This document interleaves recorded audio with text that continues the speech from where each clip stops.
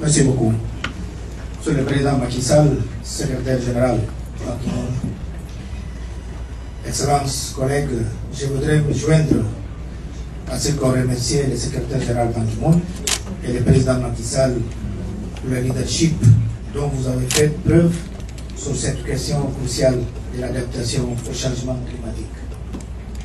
Investir dans l'adaptation au climat est une nécessité impérative pour l'Afrique.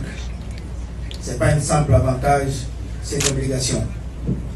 La bonne nouvelle, c'est que nous investissons dans l'adaptation au climat, les dividendes économiques seront au rendez-vous.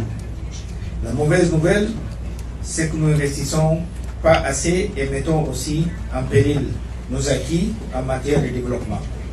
Par ailleurs, nous voulons, dans un monde des contraintes budgétaires, d'une part, les ressources publiques limitées font objet d'une concurrence acharnée.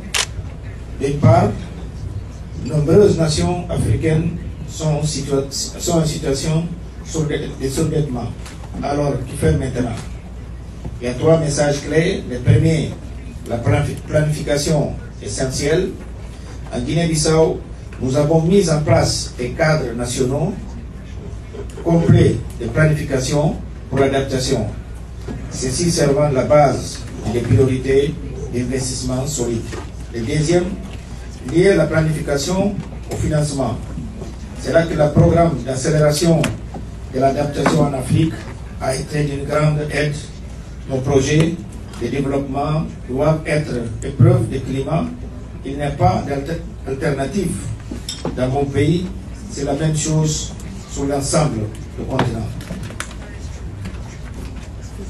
Je lance un appel à l'OIF, aux banques multilatérales de développement et au secteur privé, afin qu'ils continuent de renforcer les efforts pour intégrer les résiliences climatiques dans l'ensemble de leur portefeuille, pour que chaque pont, c'est pour les autoroutes, les ponts et les autoroutes, les projets agricoles, projets énergétiques, projets sanitaires puissent résister à l'ensemble majeur des chocs climatiques qui nous abordons de plus en plus gravement année d'après année.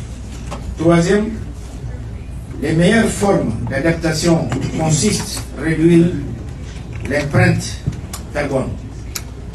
Je lance un appel à la communauté internationale pour qu'ils mettent moins de carbone pour que le respect pleinement l'accord de Paris.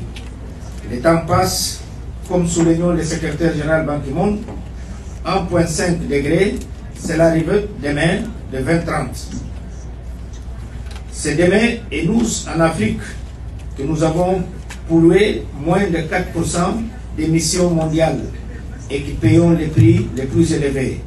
Nous attendons des responsables qui respectent leur part au marché.